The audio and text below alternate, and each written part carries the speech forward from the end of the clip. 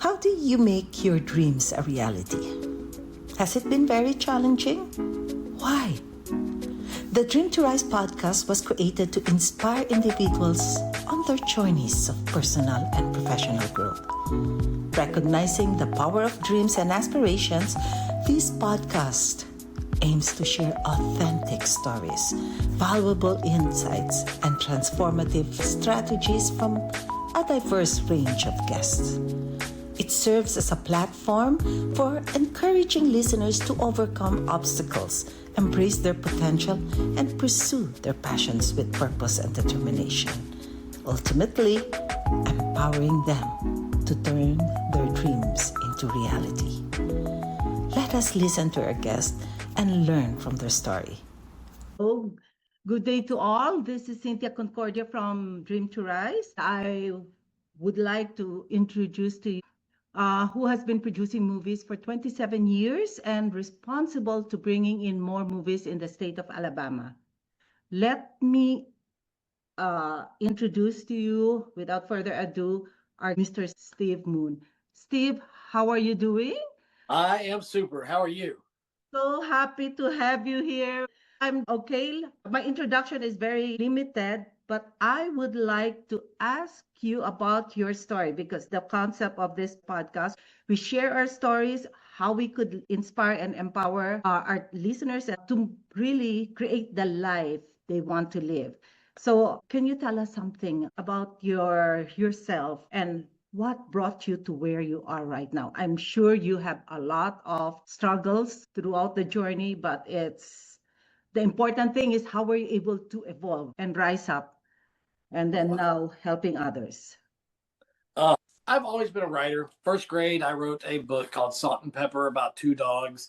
Kind of a cute little thing about dogs showing off in front of another dog and jumping over his house and stuff like this. And it's still in my elementary school 5 decades later. I've always been a writer, but let's just jump to college. College I struggled with because I don't consider myself, stupid, but I made 23 on my ACT, got a scholarship. I graduated when I was 17 years old from high school, but I didn't know how to study.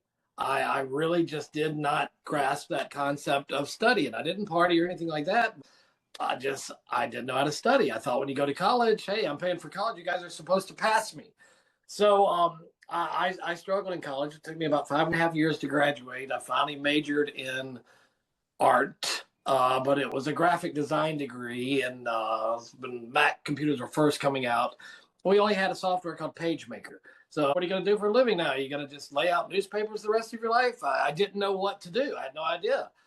So I finally graduated and just really honestly didn't know what to do. I finally got a job doing data entry, which I loved, for one of the world's largest shoe retailers. And I worked my way into marketing because I discovered some discrepancies in marketing and the way the billing and stuff and the payouts were going. So they brought me up to marketing, but they brought me up to marketing about 3 months before the company folded and went out of business. So I did not know marketing. So I'm like, now what am I going to do for a living? I don't know anything. So I got another job from a friend of mine that actually worked for that same shoe store. He got laid off and he got a marketing director job. And he said, I'll help you. I'll hire you. You can be the marketing manager. I'll be the marketing director of a Blockbuster video franchise. So guess what? That was at the time that Blockbuster was now going out of business. So Blockbuster shut down. We had 41 or 43 stores in our franchise. So that shut down. So a year later, Moon is looking for work again. So got another job. I forget where, but then that company downsized. So I lost my job there and ended up getting another job that I had until 2008. And that was the last day job. It was marketing, but at that point I'd learned a few things, and I learned more graphic design, kind of self-taught. Kind of enjoyed the job, but I didn't like being in a cage. I didn't like working 9 to 5, and that's 2008. So let's go back now. So in 97, when I first started in this, or 95, 96, I was a writer. I was looking for representation in LA, and I found about 9 different agencies that agreed to represent my work. So I sent them some scripts and treatments and things like that. And about 2 years later, I see a movie trailer on the big screen or on TV, and it was a movie called Firestorm starring Howie Long. I'm like, that's a lot like my movie that I wrote. I'm going to go see this movie. So I went to go see the movie. And aside from it being an action movie, because I write more dramas because I like telling stories, is like, wow, this is my story. They're even using the same backstory of my main character and his dad being the first person on record to set a backfire back in the 1950s to fight forest fires. Yep, this is my movie. I need to start suing somebody. So I had three different entertainment lawyers that were pro bono, and they said, "Okay, Mr. Moon, Steve, who are you going to sue? Are you going to sue one of the 9 agencies? Are you going to sue the person that quit the job because he found your script and produced it?" I couldn't prove who did what, but I could kind of prove that, okay, yeah, that's kind of your story. You've got a case here. So fast forward 2 years, because they told me, look, you can either move to LA and be a waiter like everybody else, waiting tables, and be a writer and hopefully be in the industry, or you can do independent films from Alabama. So I met the director of Boys Don't Cry and the director of photography of Boys Don't Cry. I had a conference call with them. So they gave me advice on how to be an independent filmmaker. You just find people with gear, find people that want to act, and you put your movie together. So I started making my first movie 1999, 2000.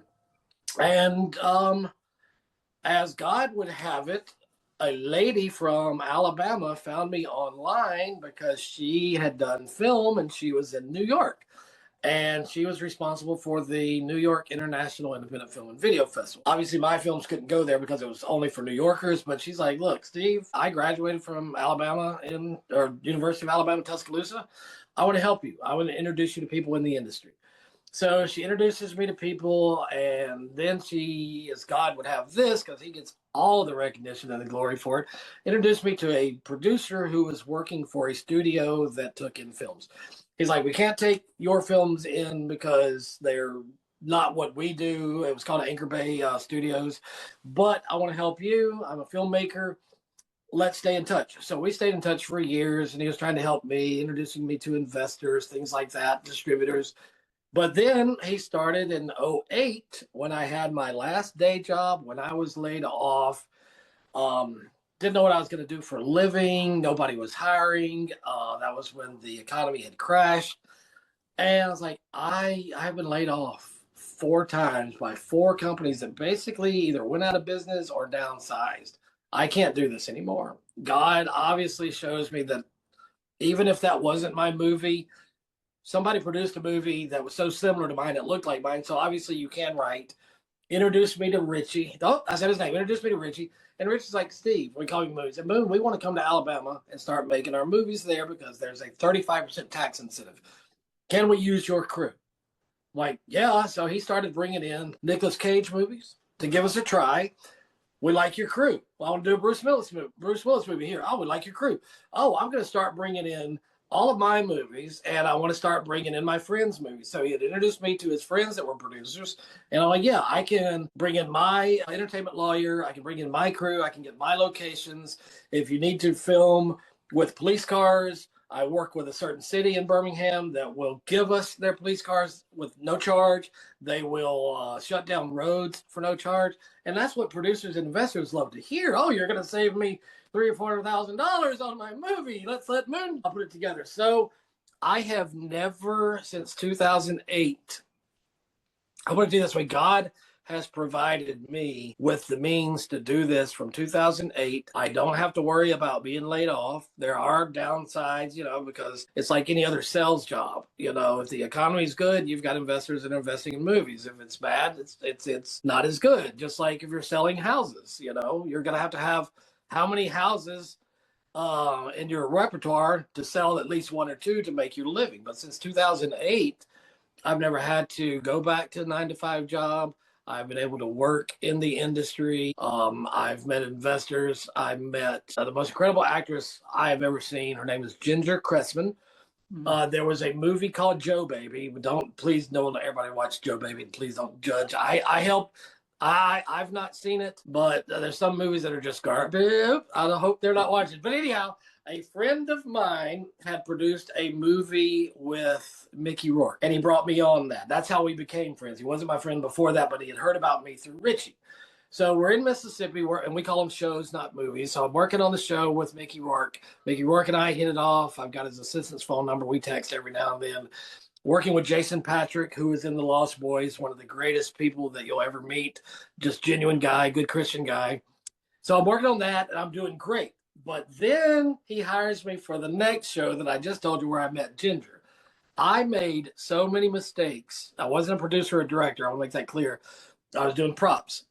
Well, I had a stroke. I'm 55 years old. I had a stroke, I think, when I was 48 or 49.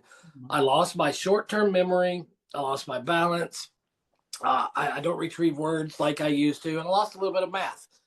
So I was doing props on that, and I had an assistant, but I could not keep up with anything. I can't grasp what I used to. Long-term memory, I can produce and direct all day long. I've been doing that for 27 years. Nothing to it. But when the director comes up and say, "Hey, where's the iWatch? That's a prop. I need that." I'm like, "Oh, shoot. I forgot." And then on the day, your character needs his iWatch and you forgot it. So my producer friend was like, "Hey, Moon, come here. I need to talk to you. What happened to you? You were doing second unit directing on my other show. And now what's going on?" And I kind of explained to him that I'm kind of past my prime as far as doing the stuff that you have to memorize every day, because every day is a new prop. Is he wearing a watch? Is he smoking a cigar? Is he whatever? You have a prop list a mile long, and I just couldn't keep up. But the good thing about this industry, people can say a lot of bad things, and there are a million bad things to say about this industry, but there are some good things. And he was like, "I ain't mad at you. You admitted what you did wrong. You admitted that you can't do props anymore, but we can still work on the stuff that you do well. As long as you're loyal, not to a fault, if you see something bad, obviously report it. But as long as you're loyal and you're doing your job and you're doing the best you can, and you don't screw everything up, you have longevity in this business." And so that's what I've been doing. And along the years, I've met people that are now my partners in India, and they do visual effects for movies like Titanic, Avatar, Lord of the Rings, but they also do independent films. And so the point of all that is my friend that I met, Ginger, on his movie, he's like, "Okay, who's your guy? We need some visual effects done." And so I introduced my guy to him, and we all just kind of help everybody in the industry. And that's a great thing. So now back to Ginger.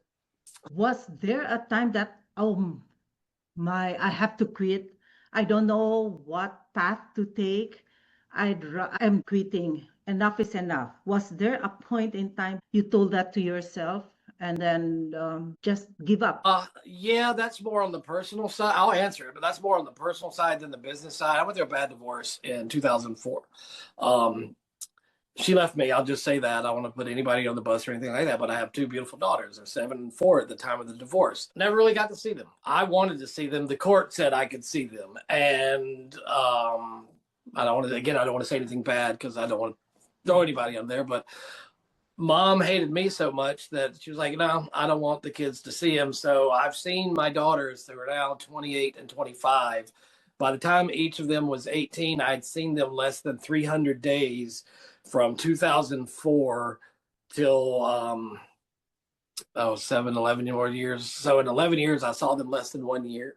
That absolutely destroyed me. And then when you don't have a day job anymore and you're like, "God, how in the world am I going to pay bills? How in the world am I going to pay child support? How in the world I can't find a job? This economy is down." And when she left, I was left with so much debt. What am I going to do? And that was when, I've wanted to give up living, and Ginger will tell you that I have wanted, because too much is too much. When you go years without even speaking to your kids and things like that, just it kills you. But as far as the film industry, no, because again, God, you just see his glory, you see his light. When, give an example, my daughter, the youngest daughter, was majoring in nursing, and she had one more year of school, and she was living in a house that I was renting for her where her campus was. And I was like, "Okay, Lord, you're hearing me. I haven't had a job in a movie set in a while because of COVID and things like that, or it's slowing down." Next thing you know, literally like a day or two after that prayer, I get a message from one of my producer friends. And he's like, "Hey, Moon, are you still doing props?" I'm like, "I'm not doing them well, but yes, I'm still doing props." And he said, well, I need somebody. Can you come out to Arkansas? I said, yeah. When do you need me? Can you get on a plane at 3:00 in the morning in Birmingham and fly out? Which it took me to North Carolina, and then it took me to Arkansas. So I went to the airport at 3:00. By the end of the next day, I had already started my first day working on his show. Point is, how God provides is at the end of that show, it paid me exactly what I owed for the next year of Abby's house. So I've never been let down. I've actually, when you depend on the world and a day job, and you depend on that paycheck, and you depend on that insurance, and you depend on all of that, that can be taken away just like that, because God doesn't want you to be of the world or in the world. I always forget how that verse goes. He doesn't want you to be like the world. And I knew that he was giving me a bigger calling when I was 18 and 19, 17 through 19. I thought maybe he's calling me to be a preacher. And he probably did. And I probably ignored him because I was going through my phase back then. But yeah, I have. But as far as giving up on the film industry, no, because it's always been there. Let me know when I can go back to Ginger, because that's tied into Yes. one of the reasons Okay. why I have Please go not ahead. let go. Because I was just kind of intrigued and curious in terms of my experience. So many, times wherein you lost your job. Yeah.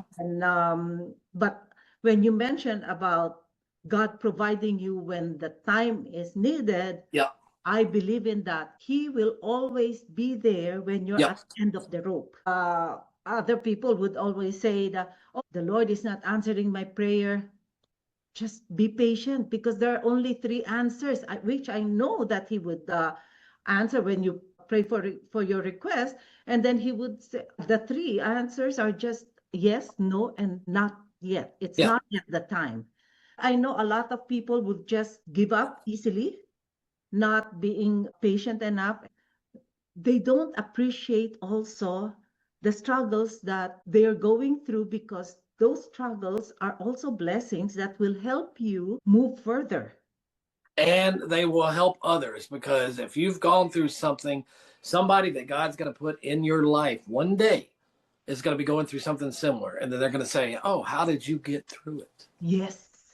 So did you hear that, Ginger? Sometimes the answer is no. So take no for an answer sometimes, Ginger, because that's God saying, we don't want you for this right now. Yes. Yes. She's like my best friend and just an incredible Uh-huh. actress and human being. So she's going places. I'll say that. Other people are just mad at our Lord, because since childhood they haven't answered his prayer request. Yeah. There was a time I was just chatting with someone.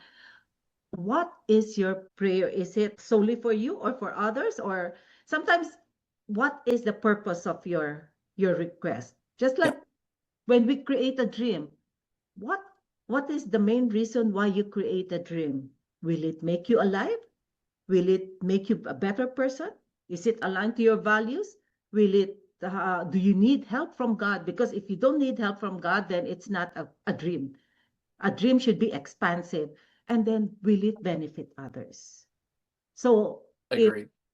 if our prayers are geared towards that, then I think the Lord will be open to that, open to answering your prayer. Well, you use your gifts, and you want to make sure, Romans 3:23, and I don't know all the scripture in the world, but, we've all sinned, come short of the glory of God. So we're all sinners saved by grace. A lot of times we pray for what we want for us instead of praying for, hey, God, is it your will? And I'm just as guilty. But when you can serve others, when you can make somebody else, when you can uplift them, when you can help them, when everything that you've gone through in life, and you still have, even if you're at the end of that rope where you can no longer hold on, God's got the longest arms in the world, and as soon as you let go, He's going to pick you up, because He's like, I'll be Alabama for you. I ain't done with you yet. Yeah. Because I kayak. I love to kayak. I was on a phone call with Ginger maybe about a year ago, and I had my phone mounted to the front of my kayak. I built this little contraption for it. And so we're on a Facebook call talking to each other. And I'm in a new to me whitewater kayak, new to me kayak. And it had just rained. And so I said, Ginger, I'm paddling, kayaking. The current is flowing. I said, Ginger, if anything happens to me, can you call 911 because I'm about 3 minutes into this route. And the next thing you know, she's on the other line like you are right now, and she sees me. I'm like, Ginger, I'm in trouble. I'm in trouble. I'm in trouble. The current, because I was not used to that kayak, and it was a playboat. I wasn't used to playboats. It pulled me right underneath a tree that had fallen. Oh my. I hit my helmet, my head on the tree. It collapsed me. I had the skirt on, and I was upside down against the current. I did not have the wherewithal to pull my skirt off because I don't have a lot of practice pulling the skirt off. So now I'm pushing my body, grasping for air, and I go back under. And several things how God had his hand in this. Most of the time when you're on the right hand or the left hand side of the creek bank, it's the deepest spot. And I don't know the math or the science behind it, but it's usually the deepest spot. And then you've got the shallower spots where all the rocks and the boulders are in the middle. But for some reason, God landed me to where my arms and my hands could touch the bank, the bottom of that creek. So I was able to push up, breathe, but now the current pushes me back under. So now I'm running out of breath. It's been 2.5 or 3 minutes. I'm running out of strength. And I'm like, this is how I die. This is how I die. So God's hand was in it, not me, because next thing you know, the kayak floats away. I'm free from it. I still have the skirt on. So now I'm above water breathing. I had the paddle in my hand, but the kayak was gone. I was in shock because I started to float because I knew what to do then. I just started floating, had my life jacket on, helmet on, and I started to float until I could eddy out, which just means go to where there's no current. And I was like, well, I don't have a kayak anymore. I don't need my paddle. So I let my paddle go. That's how in shock I was. And then I walk up the mountain to go back towards my car. I have my phone. It's in a waterproof case. And as soon as I do, there's a 100-pound white Rottweiler, just dog, barking at me, coming to get me, coming to attack me. There's a lady in her backyard. I said, ma'am, I almost drowned. I'm not trying to attack you. I'm just trying to get my wits about me. And so she called her dog away, but I picked up a branch, a big old stick, and get ready to hit him. She said, I'll put him up, but do me a favor. Those other 2 dogs that you hear barking, they're meaner than my dog, and they will jump that fence. So I guess she had to call her neighbor to get those dogs put up. And then I walked to my car and I called Ginger back, and I was like, I made it. But she had called 911, and she lives 4 hours south of me. She lives on the coast of Alabama. I live in Birmingham. And she had called 911 and said, yeah, Steve was just in an accident. So I called 911 back to let them know that I was okay. So I knew God still ain't done with me. Mm-hmm. And it was nice having a friend there that, I can't do much, but I'll call 911 for you. So anyway, I've been through that, but no, I don't have any regrets. I don't have any looking back. Personal struggles, yes, I've been wanting to give up, but when you have somebody like that that's on your side, that's on your team, and I'm talking about God too, but when you have a friend and a coworker and just somebody that knows you and you know them, it's like, okay, Ginger, we're not done making movies because I'm still alive and you haven't. Even though she went kayaking one time because we're making a kayaking movie and I wanted to show her what we were doing. I had my throw rope and I said, you wait here. These rapids are too much. Let me get in position. Next thing you know, here she comes screaming and waving at me. I'm like, Ginger, you were supposed to wait because you could have also had an accident. But anyway, yeah, no, just in the industry, I have learned that faith in the good times, that's faith. Everybody has that. Faith at the end of your rope, faith when the times are so bad you can't get your head above water, to use that as a pun. That's real faith. And I have learned to walk on that faith. And all right, God, what else is the world going to throw at me? Because you're bigger than that. And I always tell Ginger, anytime the Taliban likes to throw their little darts and the spears at her, there's a shield right here protecting you. And that's the God we serve. And you can do it in the film industry because, believe it or not, there are a lot of Christians that work in the secular film industry. And I believe in what you mentioned that, hey, I still have a mission here on earth. That's why this is my second life. God has a plan for you, and which is what you're doing right now. I believe that wholeheartedly. Yes. Wow. What you have gone through. And I'm so touched because we're aligned in terms of our faith in the Lord. Yeah. And the Lord is not yet, it's not yet finished with you. And he's still providing. I always tell the other people, hey, don't expect the Lord to give everything to you on a silver platter. Yeah, God will send you connections. God will send you people who would give advice, but it's not about the money there on a silver platter, but those are opportunities for you to take action on Go it. ahead. Go ahead. I'm sorry. I'm bad about interrupting too. No, no, it's okay. It's just a matter of taking action. I believe in ora et labora. That's the motto I always follow. I studied in a Benedictine school. It's a Latin word meaning to say prayer and work. So it's not always prayer, but you need to work. Oh yeah, yeah, absolutely. It reminds me of the joke, and I guess it's an old joke, but I'm an old person. It reminds me of the man. There's a flood, and he's about to drown, and so he goes onto his roof, and he's praying, "God, please save me." So here comes a boat, and the boat says, "Here, let me help you." He says, "No, God's going to save me." So the boat drives off. The water gets higher. And he's now standing on top of the roof. Here comes a helicopter. And he says, "No, God's going to save me." So then he drowns because it gets too high. And he says, "God, why didn't you save me?" He said, "I gave you a boat. I gave you a helicopter." So sometimes we have to do what's like, because I mean, God is tangible, yes, because he's always here, but he's also there. You see him through the Holy Spirit. But when a boat drives by, get on the boat, And can I talk about Ginger now? Because that's next to what I wanted to talk about. Okay, please All go right. ahead. So when I met her, that kind of was a silver platter because I was not doing well in props. I had my assistant on set. And I'm going to go back to where I just go blend in. So I found the background and the extras. And I'm like, I'm just going to hang out here for a while. And so sitting at a table with Ginger and a few of her friends, and she stood out just like that. And so she and I started talking. Turns out she was an actress, and there was a project that I had. It was called Diamond that I wrote about a 1970s era female rock star turned alcoholic. And when I met her, I was like, I've had this project for 3 years. There's a reason why we haven't found the right person yet, because you are it. Man, I didn't even need her to audition, but she did. And I was like, man, this is phenomenal. And we actually made that movie in one day, a full-length feature film, 78 pages, full length, and she did amazing. She's won awards. The movie has won awards. And since then, we have just gelled so much as director and actor and as friends. And it's like we've done so much more. And so this is the whole point of that. Here it is 3 years later after we've met.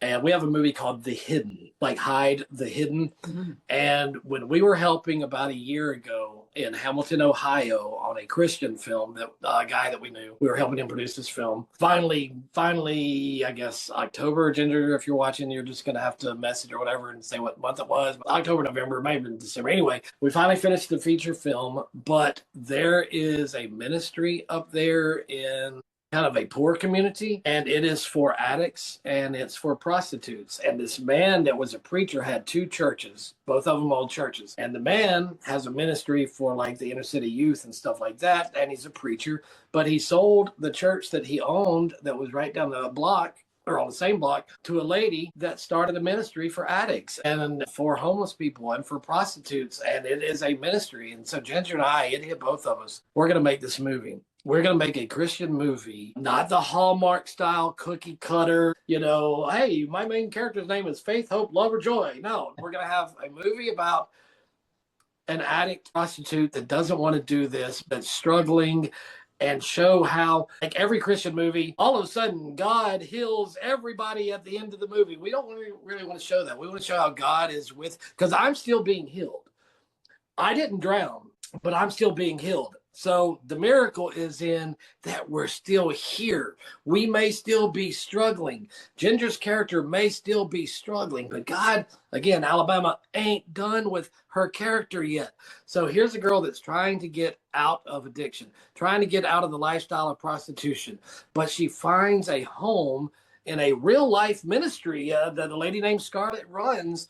And we're like, we're going to do this movie, and we're going to do this in a way that shows how powerful God is. And even in the end, my stepson died of a heroin overdose, but it turned out not to be heroin. It turned out to be fentanyl. He was 28 years old. He'd been an addict for 14 years. So half his life, practically his whole adult life, he had been an addict, and he died of an overdose. But he wanted out of that lifestyle. And so many times we hide from people like that, or we hide people like that. The church doesn't want to see people like that. They want to see the skinny jeans and the tight shirt and all of that. But if somebody that I've got scars all over my body from all of the drugs, and I'm a prostitute, and look at the clothes. We hide from them. No, you all go sit in the back pew. Let the preacher somehow throw that message at you, but we're not going to. So we decided, you know what, we're going to do a movie called The Hidden. We're going to go film it in Ohio at this place. And that's what we're working on now. And for her, I'll speak on her behalf because she has said this before. It's going to be, when you're an actress like her, you don't just act, you become the character, you become the person. So she's going to have to literally spend her life in her head mentally being that person.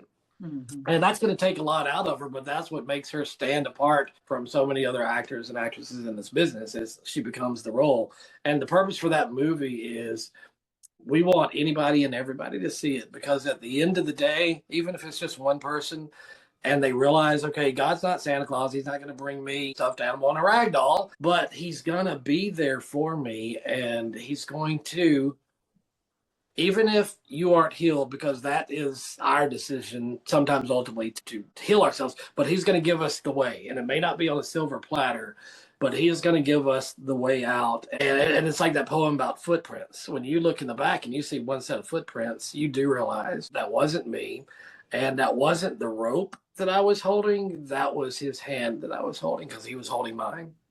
Yeah, now you reminded me of the footprints in the sand, saying that, Yeah. oh, well, when I had this problem, because I could only see the footprints, Yeah. instead of four, the two of us holding hand in hand. But then now I only see two footprints, and the Lord said, it is because I carried you. No. But there's another beautiful poem. I wish I could remember it all. I went to a Christian school for 2 years. Then my dad lost his job, and I went to public school. But anyway, our headmaster, every now and then when he would preach, he would say this poem, and it's, "Oh Lord, forgive me when I whine. I've got 2 good feet. The world is mine." And the poem is about somebody that's blind, somebody that's mute, and then somebody that's handicapped. And the guy that's doing the poem in the first person point of view, he doesn't realize, oh, you can't talk, but you're happy. You can't see, but you're happy. You can't walk, but you're happy. Lord, forgive me. I did it all, and I'm still belly aching and whining. Sometimes we forget what God has done for us because we want him to do more for us that's in our vision of doing things. Exactly. And we always focus on the problems, the complaints. There's a point to me too on that one. Yes, we're both guilty of that. So yeah, I will take the blame for that one too. And that's why I mentioned a while ago, our struggles are blessings. Yes. We become stronger when we experience those struggles in life. We become resilient. We become more creative, more resourceful.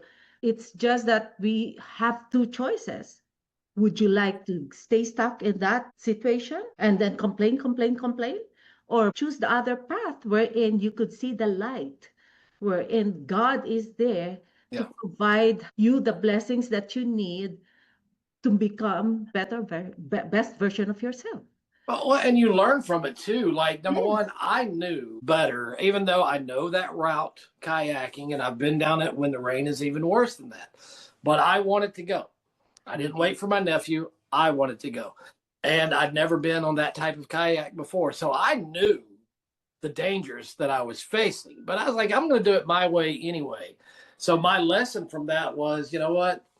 You may think that you can handle things like the whitewater. You may think that you can handle all this, but God's going to say, I'm going to slap you around a little bit and make you realize, don't do that. So that applies to me in that. Sometimes it applies to the job that you may not have gotten. There's a reason why I didn't give you that job, because the last time you were on the set of that movie, this or that happened, or you almost got yourself fired from the industry, but you told them, hey, I made the mistake. So you learn when you try to do it your way. You still do things your way, but you have God. Because I always hated this. God is my co-pilot. Heck no, God ain't my co-pilot. God is my pilot. I'm somewhere in the back while he's taxiing me down to where I need to land. And that's the reason also why I have this mastermind class. Because most of us, we use our binoculars to focus on what we want to see, not realizing, hey, Other people are giving me a different perspective on how to view life. Right. That's how we learn, because we're just focused on what I want.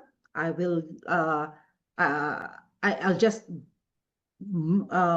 focus on what I want to see, but the other people are there to help us also learn from things. Is this your goal now for this year? Yeah, it's funny that you say that. We have a lot of projects that we call it a slate. If you don't have a slate and you only focus on one, it's like a real estate agent only having one house. Okay, you need a bunch so that when when a house sells, go sell your other house. All right, if this movie takes off, okay, we got another one because we still have 8 more months left in the year. But yes, and I will, if it's okay with you, I will have a link because we are doing a crowd fund because Ginger and I go out of our own pocket when we do our movies because we like to pay our crew and our cast and stuff like that.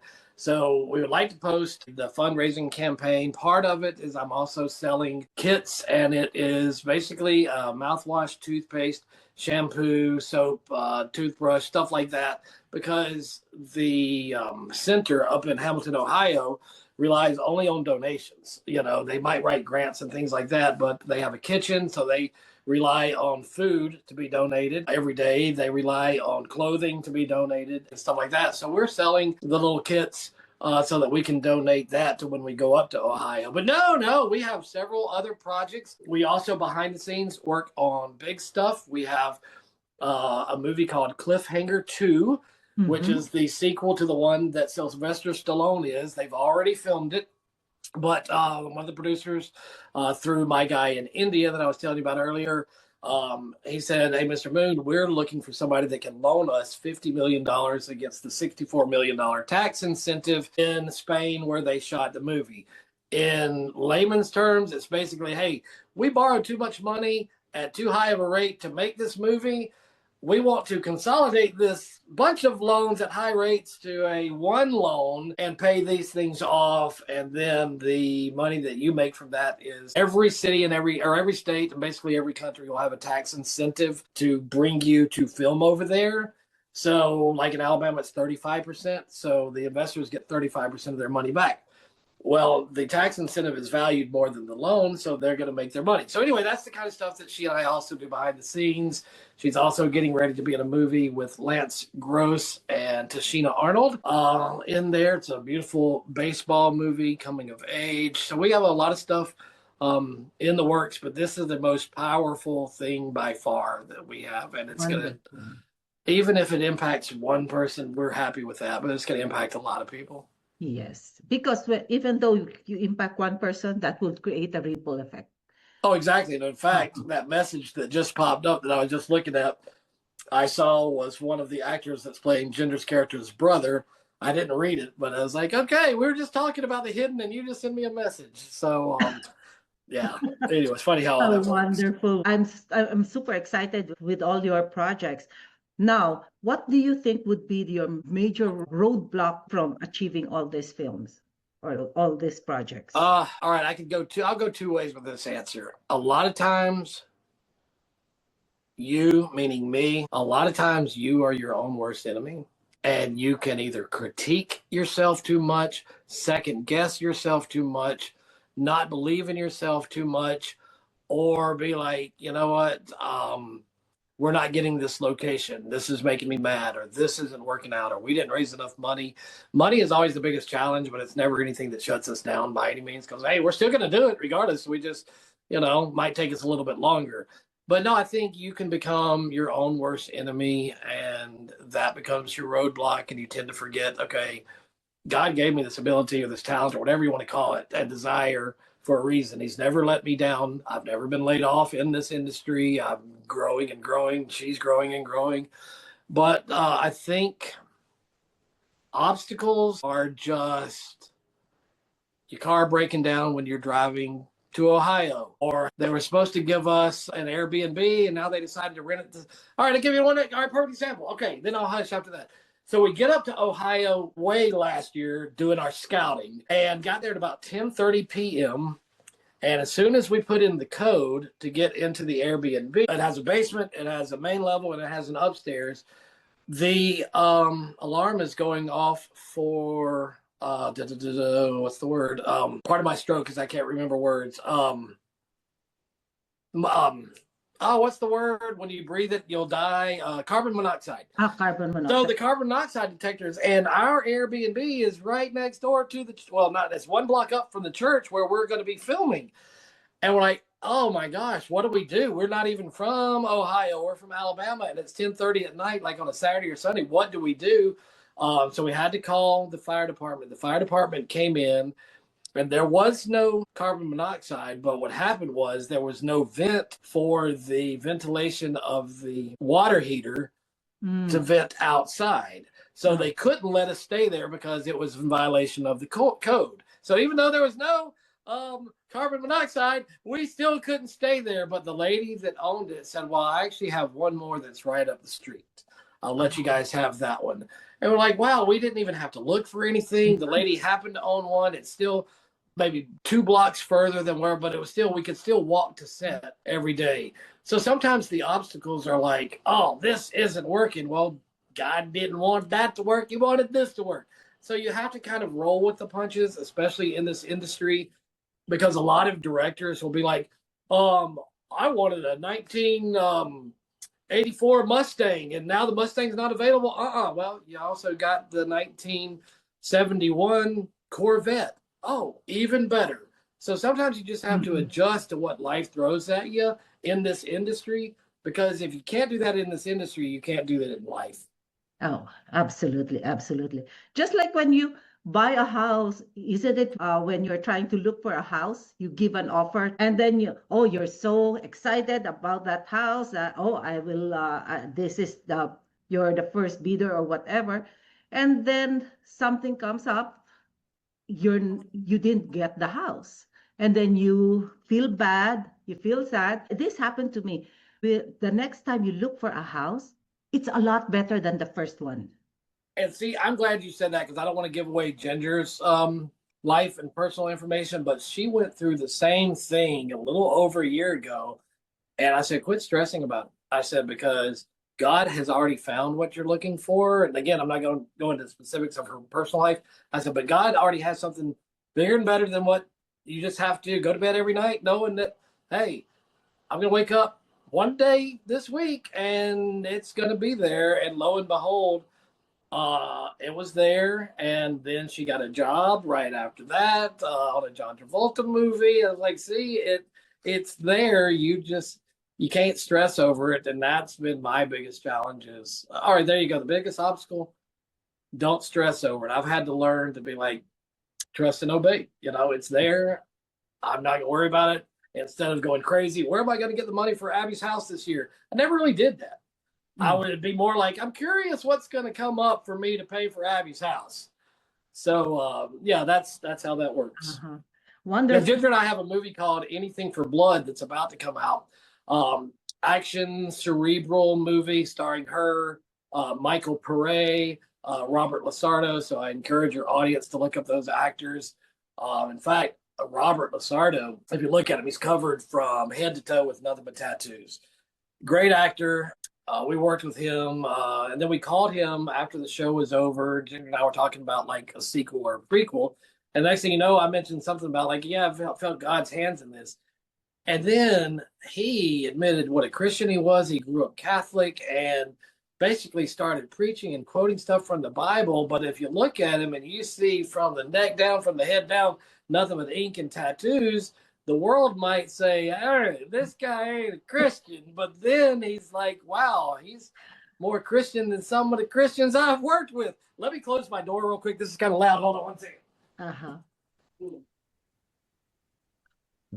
So in the end, you use the gifts that God gives you.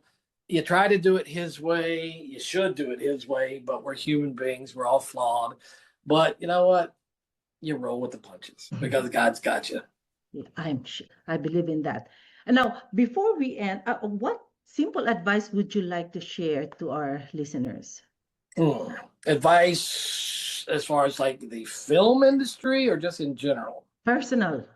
All right. Personally, just don't necessarily roll with the punches because you're going to want to fight back and stuff like that. But know that God does have a plan. This world is temporary, and this world, like Ginger said this morning, I hate this world. This world is a very ugly, brutal place, especially for certain people. It's a brutal industry. It's a brutal place. But know that all this is temporary, and if you can just help somebody, if you can, how you doing? I'm blessed. How are you? Just by hearing the word blessed, and you tell somebody to have a blessed day. So anything that you're going through, I'm not the person that says give it to God because, sometimes, like you said, the answer could be no. But know that you're not alone. Know that there is help, and sometimes we balk at the help. We don't want to listen to the help. The help might be right there in front of us, but it's not our way. So just don't let the ways of this world get you down, because this world is temporary. When I had my stroke, I didn't see it coming.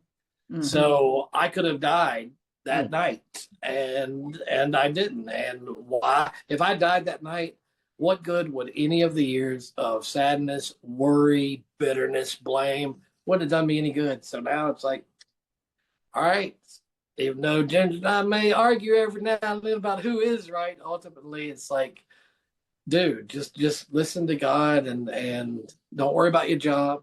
Don't worry about your insurance. Don't worry about your car not starting, because none of that stuff matters. None of that stuff Exactly. matters. Yep. What matters is our relationship with Him, Yeah. relationship with others, and how we could be of help to others. Oh yeah, because who would Actually, have thought mhm. that nobody like me from Alabama would now be getting phone calls. Hey Steve, we've got a $112 million movie. Can you give us a loan for 50 of it? It's like, wait, hold on. What do me and Ginger have to do with, a cliffhanger too? We're just two regular people. So it's like, it's just, don't stress over anything. Just let the things happen, and the stuff that you can control, make sure that you're doing the right thing with those things. Yeah. Actually, we don't have control with what's happening now in the world. It's very chaotic, but we have control on how we respond to a situation. So Exactly. that's Exactly. Well said. So thank you so much. How can they connect with you if others would like to connect with you? I will put the Facebook, and Ginger will have to help me this because I don't know technology. I will put the hidden Facebook page up there. And Ginger and I are both, I guess the word is administrators. So if anybody wants to reach out to us that way or leave a comment or whatever, that is definitely the best way to do that. And yeah, there you go. See, I'm so honored to be with to be interviewing a producer. No, nothing like that. No, but thank you. but I'm honored but that you would we're have somebody aligned. from Alabama. So But we're really aligned in terms of what how can we leave that legacy here on earth, especially for the younger generation to really believe that God is there. Because a lot of the younger ones stop going to church oh yeah, because it's just like what you mentioned about the I mean the one with the tattoo, will they be accepted by the parishioners? I'm sure they are being judged easily. oh yeah. Yeah, That's Ginger and I wanted to do a scene, but I don't know if I'm going to because it might look like you're pointing fingers. But we want to do a scene where I just take my cell phone in and we put her in character as the prostitute with the sores and the bad clothes and all of that, and just walk into one of the churches and just let me hold my phone and just see what kind of reaction she gets. And then the very next week, we go back to the church, but we have Ginger looking like the model that she is, because she is a model, the actress that she is, and see if she's being treated any differently. And if so, I personally would love to put that in the movie, but I want, because it makes ultimately makes Christianity look bad if something like that were to happen. And we don't want Christianity to look bad because we want to draw people into the fold. yes. But we do want to do that as an experiment because, you know what? I'll share this real quick. I was working on one of Sasha's movies in Tuscaloosa, Alabama, and it was December the 23rd, 45 minutes from my house, 8:30 at night, 35 degrees outside, pouring down rain. I drive an old car. I love my car. Um, but the starter was having problems staying bolted in place. So as soon as I get off my exit, it falls off. I'm okay as long as the engine is still running. Well, the engine stopped running, so I couldn't start it again.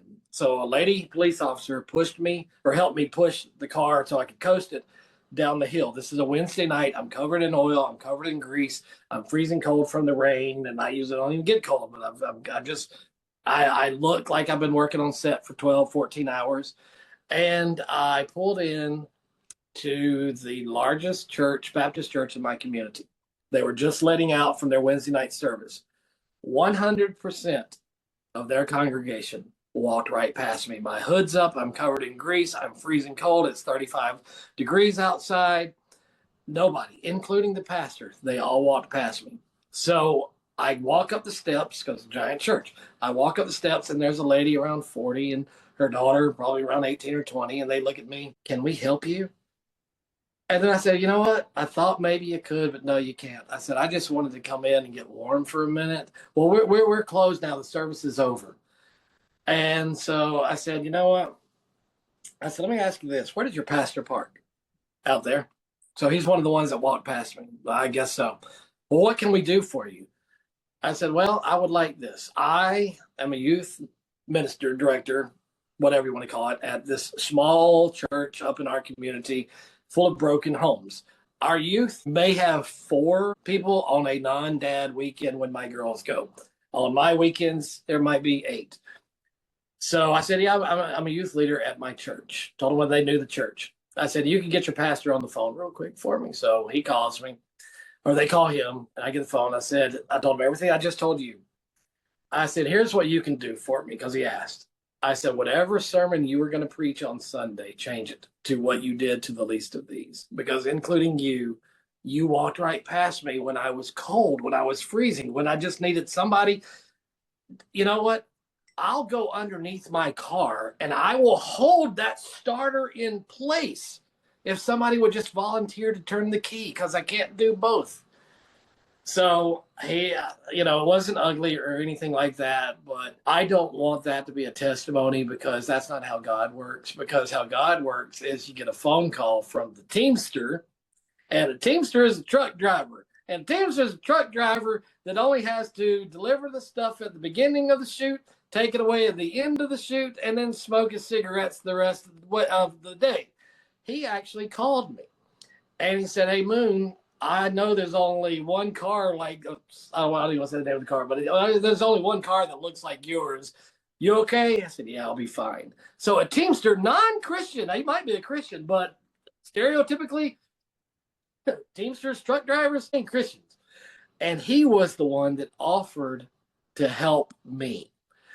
So anyway, I don't want to turn anybody away from the Lord, but I don't want to turn anybody away from the church just because people might do you wrong. Because people are going to do you wrong whether they're a believer or not. It's how you respond to those things. And everything was left civilly. Nobody was mad at each other or anything like that. But sometimes, you have to look at those situations and say, you know what, Lord, don't let me be that person. Yes. Don't let me see somebody in need and be like, you know what, you're the least of these. I better help you, because if I don't help you, I didn't help him. Yes. And I'm always guided by the golden rule. Do unto others what you want others to do unto you. Amen to that. Uh-huh. Thank you so much for this wonderful interview. Thank you for obliging and agreeing to be interviewed. And Thank you. An honor again to have you. And I wish you all the best for all your projects, forthcoming projects, and also Ginger. Yes. Hi, Ginger. You would love her. Everybody Hopefully we'll have that time together and then say hi and then get to know each other. Thank you so much, Steve, and all the best. Thank you. All right. Thank You be you. blessed now. Okay, bye. Bye-bye. Such an incredible story of resilience and transformation. The journey is a powerful reminder that adversity can lead to profound personal growth and the ability to uplift others. It's inspiring to see how each one turned their challenges into opportunities for healing, especially for those who may feel lost or hopeless. I want to take this opportunity to invite you to explore my books, My Journey into Becoming and Dream to Rise from Darkness into Light. In my journey into becoming, I shared my personal struggles in overcoming an abusive relationship and the heart-wrenching moments that followed, ultimately finding my purpose in helping others live their dreams. Dream to Rise, an anthology, combines the stories of 18 courageous co-authors who illuminate the path from darkness to light. Each narrative showcasing the profound impact that sharing our truths can have on those who are struggling. Together, we can inspire change and encourage others to embrace their own journeys. Remember, your voice matters, and there is a community of support waiting to lift you up. Let's continue to be beacons of hope and make a difference in this world. Thank you for being here and for everything you're doing to help others rise. For those who would like to be a part of the Dream to Rise Inner Circle, this is a mastermind group that fosters learning and growth. My main objective is to help the members rise and shine. Be a part of this amazing group and let's thrive to be the best version of ourselves. If you need more information, please visit my website, www.dreamtorise.info. Again, www.dreamtorise.info. Have a blessed day to all.